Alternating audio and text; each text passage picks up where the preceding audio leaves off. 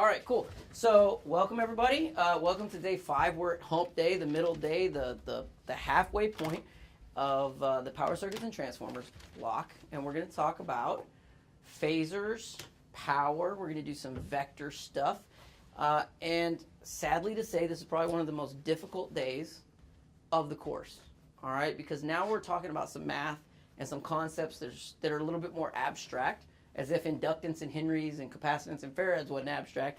Now we're going to throw in some trigonometry, vectors, and phasors. It sounds like crazy nerd stuff, right? And really, it can feel like that. However, it is very helpful in understanding, because a lot of the relationships that exist moving forward are all based on vector math. All right? And so first and foremost, we know what a vector is. Do you know what a vector is? That's the definition? Oh, okay. Well, one point to another point. Well, one point to another point's a line. What makes it a vector? Vector direction. A vector's got direction, right? So you got a distance and a direction, right? Mm-hmm. So what that means is, so I could draw a line here, right? This kind of goes back to algebra, or I guess that would be algebra 2 or something, I don't know, right? And we could have a line between 2 points, right? A vector's got distance and direction. So a vector's going to be points, but with a direction. Okay, and by direction here, now I'm saying, okay, well, off in this quadrant here, right here, I'm indicating there's some kind of angular relationship, so I can define what that direction is. Okay, all right, well, that's a vector. Well, if you haven't noticed by now, a lot of the mathematical relationships that exist in power, which also exist in you know, the vertical construction world and the survey and design world, these mathematical relationships exist everywhere. These triangle math. Right? Pythagorean's theorem is everywhere. When you're checking squareness of forms, right? You can do Pythagorean's theorem. You measure 3 foot this way, 4 foot this way, and you should get what across?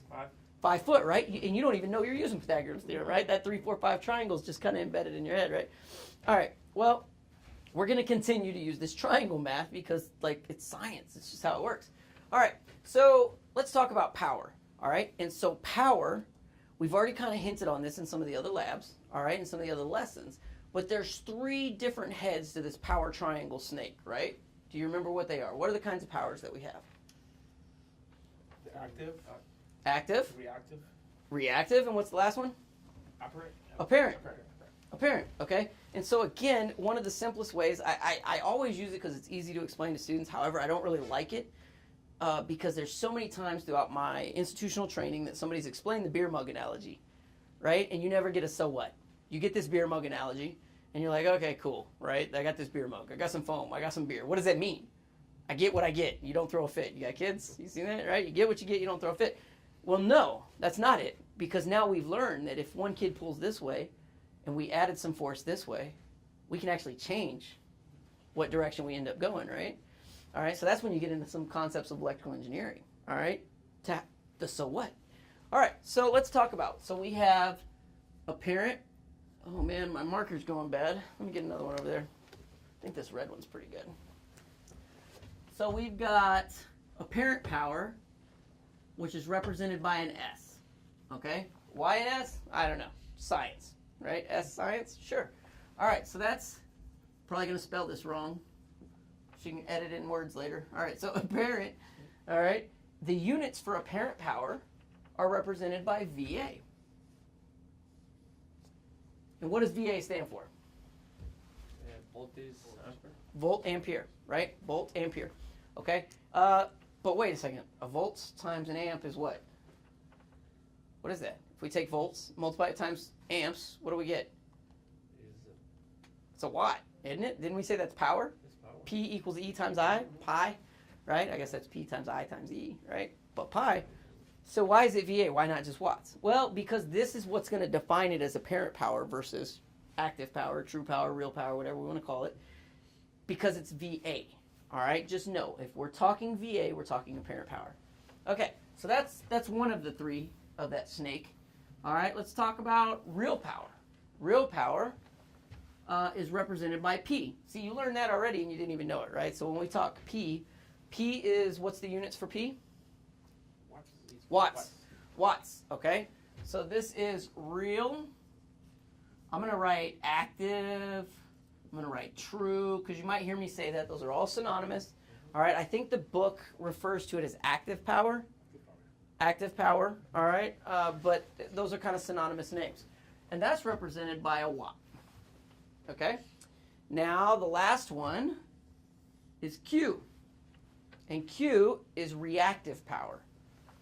That's that loss of power, or that power that's kind of generated because of some reactive element in the circuit. Okay? And we learned that that was either a capacitance or inductance, correct? All right. So we've got reactive, which is represented by VAR. And all that is a volt ampere reactive. Okay? All right, so our three-headed power snake is apparent power, active power, and reactive power. Okay, so now we're going to do that beer mug analogy because it's so easy to understand. And we get a beer mug, we take it off the shelf, right? Or we go to the bar and we say, I want that 32-ounce beer because it's the biggest thing you got and we're soldiers and we're excessive, right? So I want the biggest one you got. So I'm expecting, apparently, I'm going to get 32 ounces of beer, right? Yeah, that's how it works. No, not really, because you know you're going to lose some of it because they're going to try to fill it up to the top, but they don't quite, right? So the vessel itself that you think you're getting, that 32 ounces, well, that's the apparent power, all right? But what are we trying to get? What's the whole point of ordering it? 32 ounces. Well, to get beer, right? Or fizzy bubbly or whatever you want to drink, right? That's the point. And so the real power there, because of course we're soldiers, we get our power from beer, right? So our real power is coming from that fizzy bubbly, all right? But we're not quite getting a full amount of fizzy bubbly unless it's completely flat, which, you know, that's no bueno either, right? Like, no, not cool at all. So the reactive power is that in-between loss. That's that foam, right? That's the part that it's not doing anything for us, and all it's doing is taking away from our real power, which is the fizzy bubbly, right? And there's different things that impact how much foam there is, right? Like what? Like the bartender tips the glass a little bit. Maybe she slows the tap a little bit. But there's things you can do to affect how much foam there is in there, right? Sometimes you don't have no control because maybe the keg is flat or something. I don't know, right? But you know, you kind of understand there's a relationship there. Well, the relationship between these two components, between reactive power and real power, let's look back to the relationship between a resistor and an inductor. What was that nerdy word that I used that's the relationship between those two? It starts with an O. Orthogonal. All right? I could have said perpendicular, but it doesn't sound as sciencey, right? And the book says orthogonal too. All right? So there's an orthogonal relationship between inductors and resistance and capacitors and resistance, right? Well, because of these proportionalities that exist, right, in Ohm's law, which then goes into the power formula, power and real power and active power are also orthogonal. All right? So if there is an orthogonal component, well, that means we're going to create what? What kind of math do we keep going back to? Triangles, right? All right. So we have an orthogonal element, the Q and the P. All right? So, again, I'm going back to vectors because the unit's based on vectors, right? Unit 5. All right, so let's say that this is P. That's power. Well, my Q element is orthogonal to that, which means it's either going to be going in the positive 90 or the negative 90, correct? All right, well, I'm going to draw it in the positive 90, which is normally indicative of an inductive amount of reactance. All right? So now, what am I left with, though? Where's the third part of there? Well, the third part of there is the vessel. That's what we think we're going to get, right? That's the total capacity of what we think, the maximum, right? All right? That's this portion, all right, which is the S. So you see what I did here? I made another triangle, so there's going to be some Pythagorean theorem relationships.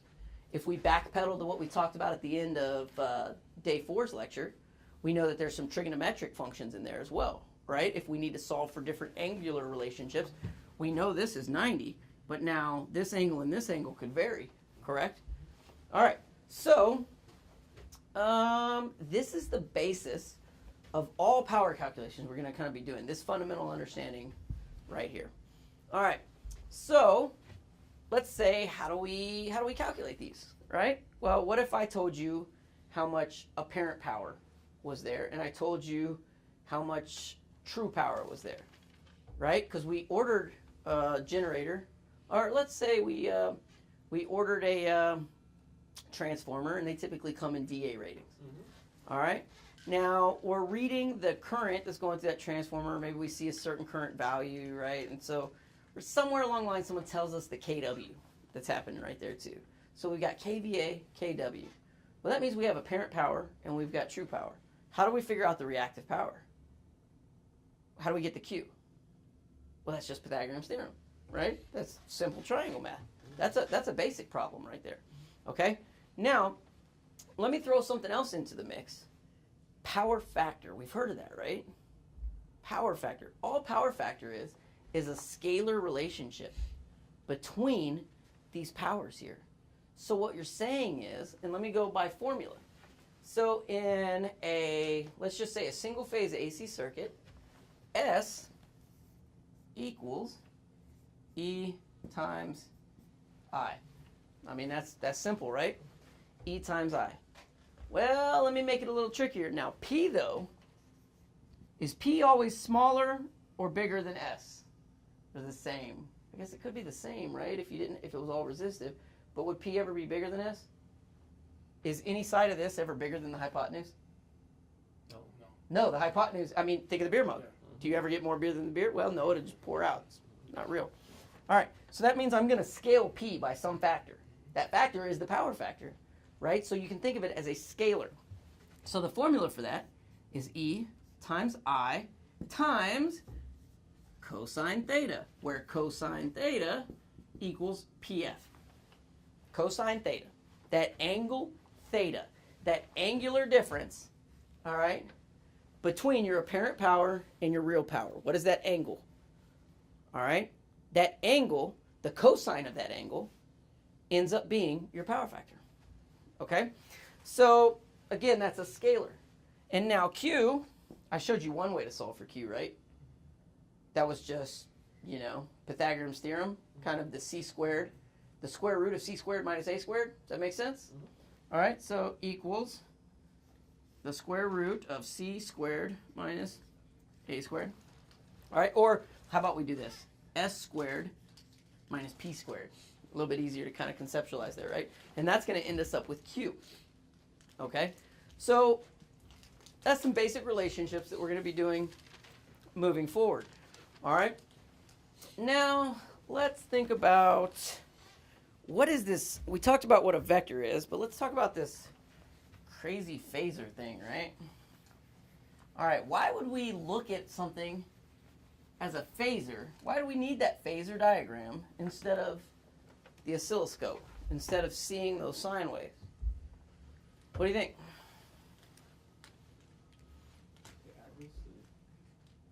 Well, it's a lot easier to see an angle on, let's say, this. It's easier to see that angular relationship there than it is to see it here. Am I correct? Am I safe in saying that?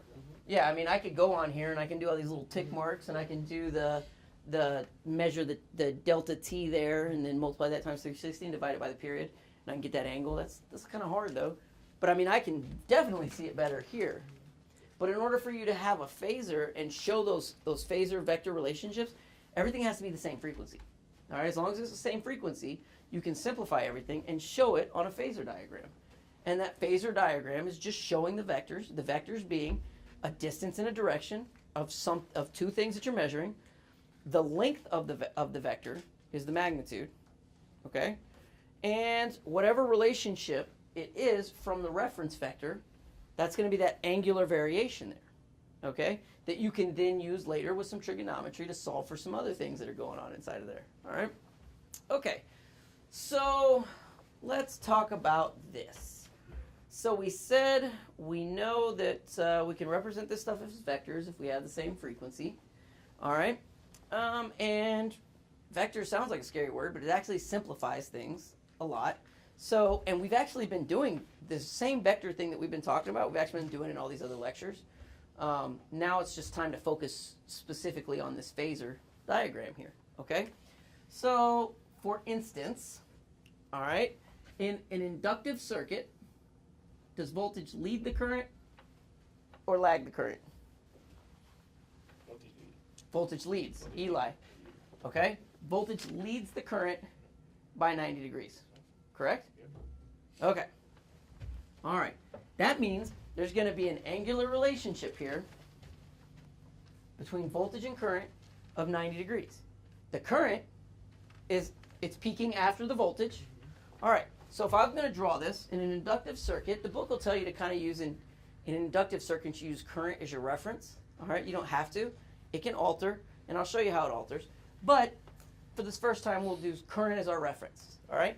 So I'm going to draw a current right here at that 0 line. And we're saying that voltage is leading the current, right? So if this is I, then our voltage vector is going to be going in this direction. It's a 90-degree angle, right? In the positive 90-degree direction. Now capacitance is the opposite, right? Capacitance, it's lag, right? The current is leading the voltage, all right? Which means that would be represented with the vector pointed down, okay? And all that's doing is just, now imagine we saw these. This is the visual representation of this. This is a lot simpler, I think. I mean, I guess personal preference, but this is simpler. This is simpler, okay? Now, what if I told you, I said it doesn't matter which one you use as the reference vector, right? Okay, well, if this is voltage and this is current, what's the difference in that and that? The degrees is negative. The degrees are negative, but is the relationship the same? Is voltage still leading the current? Absolutely. What I mean, you're not going to see it on the phasor diagram like this, but let's, just to further illustrate the point there. Is that the same? It's the same thing. I'm right. The relationship is that 90-degree thing. How you're rotating that around doesn't matter. That relationship is the same, and we're going to see that when we get into the phasor diagrams. Okay. Now, conversely, with capacitance, the current is leading the voltage. All right. And so, did I say that right? Ice. Capacitance, current leads the voltage. That's why I like Eli ice. It's easy to remember. Okay? So what that means is in a capacitive circuit, all right, and a lot of times it'll tell you in a capacitive circuit use voltage as the reference, all right? But, if you want to keep it consistent, okay, we could do it just like this. And let's say that this is I and this is V. Now notice the difference there. I's here, V's here, right? Up here, V's here, I's here. You see what I'm saying? So it's really, you just got to think in reference to what's your reference, because you could wordsmith this all day. The quizzes do it, but it doesn't matter. That's why I say I like the wording of those ones that say, well, is it leading or lagging? Is it negative 90? Is it positive 90? Well, it just depends. Is this happening? Well, that's negative 90 of that, right? Because it's in the negative 90 direction of this, but is that the reference? No, that's the it's all semantics. Just the important thing to understand is that 90-degree relationship, right? Okay, so, well, why is that important? Well, I mean, all we're seeing is 90 degrees here and 90 degrees here. Well, now think back to what I said in that previous lecture, that we're talking about resultants. Back to the kid scenario, right? You got one kid pulling this way, kid pulling this way, kid pulling this way. Where do you actually end up? This is a better representation of where you actually end up. All right? So you could have a bunch of different voltages. Let's say it's a three-phase circuit. So you got three different voltages, all how many degrees apart? 90 degrees. What? In a three-phase circuit? No. 180. 120. 120 degrees? 120. In a three-phase circuit, 120 degrees. All right? It's good check on learning. All right, so you've got those that are all 120 degrees separated, which means if we saw that on a phasor diagram, all right, I'm going to have one here, if it was the reference one, then one here, that negative 120, and then another here, right? So that'd be 120, 120, right? Three different phasors right there, three different vectors, okay? Now, what if I wanted to display all the currents? Well, maybe those currents are all shooting all over the place, all right? But maybe I'm just showing a circuit here. Now, we see the AC circuit here, all right? We got a resistor here. We got an inductor here. Let's say we measured our voltage across here, and our voltage across here, and we got the currents across those. Well, the current, one of them, the voltage leads the current. The other one, the current leads the voltage, which means if we look at these independently, we're going to see different angular relationships. If we looked at V sub R and I sub R and V sub L and I sub L, we're going to see two different angular relationships there, right? Because they're two different orthogonal components. But now if I look at V sub S, I sub S, what am I getting? I'm getting the resultant. I'm getting what's happening when I've had some pull here, some pull here. Where am I actually going? How does my overall circuit see this? Okay, and so that's what we're going to do. So right now, I'm going to set up a simple circuit really quick before we dive into the depths. All right, and I'm going to do the same thing. Variable AC power source, series or parallel with the amp meter. Parallel, that's right. All right. No, series. Woo, see, you got me. Series for the amp meter. See, man, got me all talking fast. Messed up. All right. So I'm going to run this over here. Then I'm going to take this right here, bring it down. I'm going to measure the voltage across here. Then I'm going to take, and I'm going to add an inductor.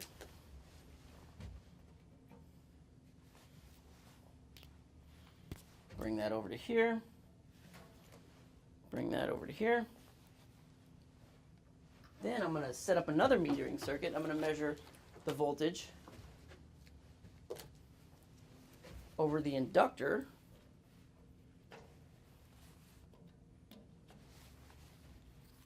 Here. Okay.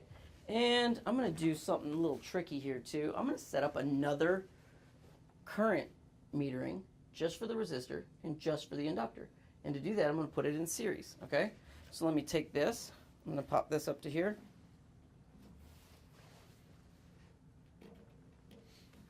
And this over to here. See what I did there? Same thing over here. I'm going to pop this up to here. And this up to here. Then I'm going to set up one more voltage. I'm just going to meter source voltage. This is what my system sees right here. And as a matter of fact, I'm going to swap. Which ones was this? This one's going to the inductor. All right, and this current is going to the inductor. All right, so I'm just going to pop this one down to here because this is just the resistor voltage. And so E1, I1 is going to be my system. E1, I1 system, E2, I2 resistor, or I'm sorry, inductor, and E3, I3 is resistor. Yeah. Okay, cool. Lots of stuff going on there, right? All right, so let's turn on. Hope it doesn't let the smoke out.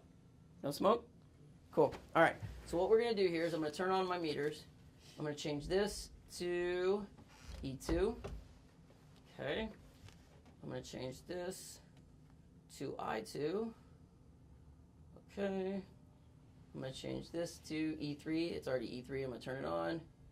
That's E3. I'm going to turn it on. All right, so what do we got going on? Okay, so I see some variance in voltages, and I see some variance in currents there too. Okay, so let's talk about those. All right, now are those adding up perfectly to that? If that's the source and they're in parallel and we know Kirchhoff's current law, should they add up? Well, they should, but now the currents are at different angles from one another. So now we're talking like some linear algebra in there and some polar coordinate differences in these. So it's hard to see it on there, right? Well, let's look at our phasor diagram.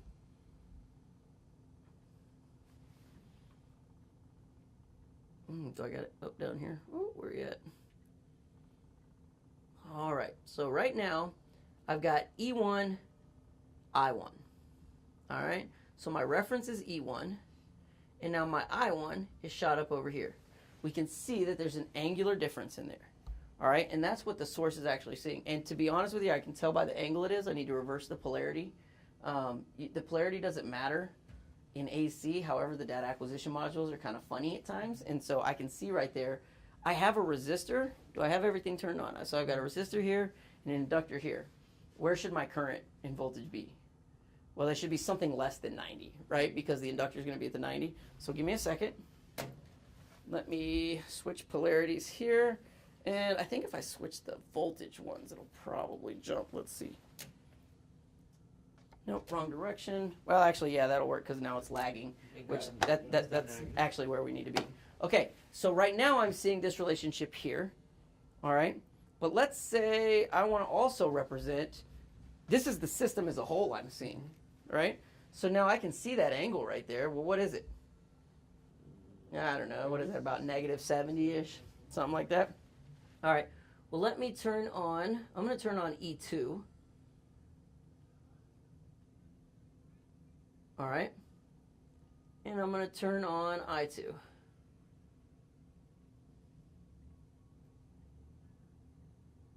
All right. Now let me turn these off.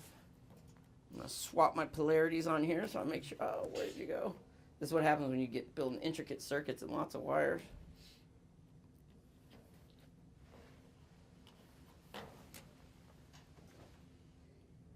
Okay, so now what do we got? We got I2 and I1 are represented by these, and we've got E2 and E1. Well, they're dropped right on top of each other. Those voltages are from the same source, same phase angle.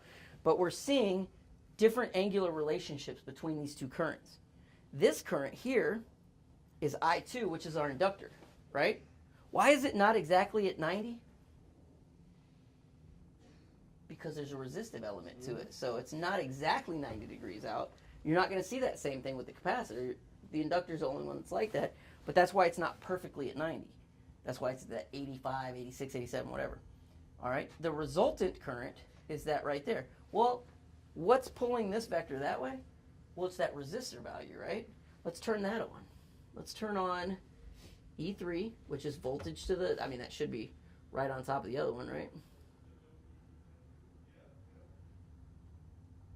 Okay, yep. So we got the polarity right on that one because it dropped right. All right, so now we're going to turn on I3, which is just the current on that resistor. Well, it's in phase with the voltage because it's a resistor, right? So how should we see that vector? Is there any angular difference between the voltage and the current in that resistive circuit? So it should be smack dab on top of that voltage vector, right? Let's see. All right, so we've got I3. Look how little it is. You see that magnitude right there? That's why it's shorter. The length is the magnitude. So right now what I'm seeing is, I'm seeing this R vector here, the green, that's resistance. It's in phase. Now I'm seeing this down here, this light blue, which is I2. That's the inductor vector, inductance vector. Now this is what I'm seeing as a resultant.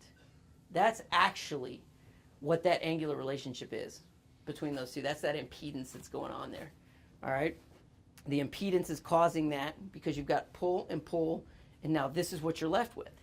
Now, you could figure out with some math in triangles, it doesn't look like a triangle because you're seeing it all coming from the center, but essentially that is the hypotenuse of the triangle formed between those two vectors. All right? So, well, not exactly perfectly because it's not 90, but you know what I'm talking about. So eventually it becomes an output of that 90-degree component because the voltage and current are out of phase. All right, so this is kind of the outcome of the phasor diagram, is for you to analyze circuits this way and see how doing certain things to your circuit, how it affects the circuit. Okay, so now let's turn the power off. Before we do that, this is our resultant vector here, correct? All right, what if we were to put in the exact same amount of capacitance, capacitive reactance, as we have inductive reactance? What do you think our resultant vector should be? Where do you think this final red vector is probably going to end up? At 90? Where? At 90 degrees? Down? Yeah. What do you think? Well, if the inductance, if R, let's look at it again. If R's right here, that L is right here, so that L is pulling the resultant this way. This is our resultant vector here. If we add a C component here, It's gonna be cute. it's going to bring it right, should bring it close to 0, right? Mhm. Close. We'll see. I don't know. Let's see. I'm going to use these blue because they're right in front of me. And I'm going to add a capacitor of equal reactance. Let's go to here. I'm going to add it into here. I'm going to bring this over to here because I'm going to do the same thing I'm doing here. I'm just going to meter the I though because, see, this is the importance of the multiple channels here. You see what I'm doing? I'm metering 3 different, even though it's single phase, metering a bunch of different stuff. All right, so I'm going to say the same 300 ohms of reactance there. I'm going to turn that on. We're still up. All right. So what happened? Man, that looks totally different, doesn't it? Let's turn this off. What changed? Notice how big those vectors are, the current, right? The current, the length of the vector is the magnitude. They're pretty big, right? Well, if I add capacitance, which is that opposing force, what do the vectors look like now? They're small, right? We're pulling them back in, which is decreasing the amount of current required. All right? And now my resultant vector is almost at 0. But if it's the exact same 90-degree relationship up as it is down, right? Why didn't it go to 0? Why is it a little off of 0? The resistance. Because of the resistance in the inductor. Because when we did this, you notice that that's not perfectly 90, but watch this. That's perfectly 90, right? The capacitor has the perfect 90-degree relationship. We say the inductor has that 90-degree relationship, but in reality, we're visually seeing it. We're seeing it, it's a little off because of the resistance in the coil. Can't get away from that, all right? So now this is a visual example of power factor correction right now. So if I have an inductive circuit, all right, which this is good here. I got an inductive circuit and my resultant vector is down there, but I want to bring it closer to what we call unity. Unity means the power factor of 1. All right, that means you're getting 100% of your apparent power. Essentially, you're scaling the apparent power to 1 instead of some number from 0 to 1. So if I scaled it and I want to get it closer to 1, all right, so I can get the most out of my beer mug. I want to bring that volume of beer up to the top. I want to get the best out of it that I can. So now I'm going to say, okay, well, I know I got some inductive circuits. I'm seeing what's going on there. Man, I need more beer. Boom. I added some capacitance to the circuit, and now I changed the effects on that circuit.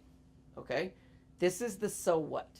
All right? Now, we're going to move forward in, we're going to talk about some different varying calculations between series and parallel circuits and talk about impedance, represented in Z, which impedance is that resultant, which is the total opposition to current flow in a circuit, when taking into account capacitance, inductance, and resistance. All those things together, and we're going to do that through triangle math and through phasors, vectors, to calculate power. Make sense? Yes. Awesome. Well, this is the intro, and we got about 4 other lessons to do for day 5, so hence why it's a little bit more complicated, but let's get ready. All right.